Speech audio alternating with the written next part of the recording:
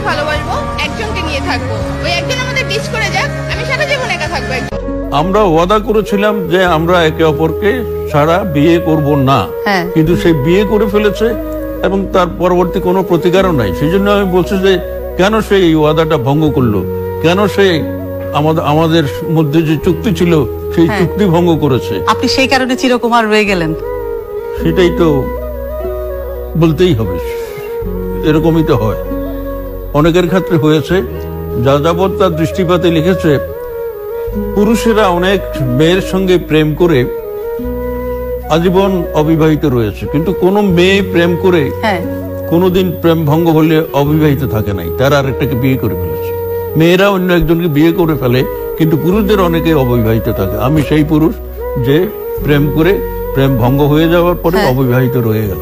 আপনি সেই পুরুষ যে প্রেমিকার জন্য চিরকাল ধরে অপেক্ষায় আছেন, কিন্তু এই মাঝখানে অপেক্ষায় নাই, ভালোবেসে কাউকে মানে প্রতারিত আর হতে চাননি, অপেক্ষায় নাই কিন্তু আর কাউরি দ্বারা হৃদয় আর ভাঙতে চাননি, মন ভাঙতে চাননি, কিন্তু এই মাঝখানের আসা যাওয়ায় জয়নাল হাজারী কোনো নারী কি এসেছিল জীবনে?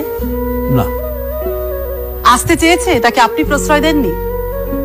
না, আমি আর নারী নিয়ে, আমি আর বিয়ে শাদী নিয়ে সিরিয়াসলি কখনো কোনো চিন্তাই করি নাই।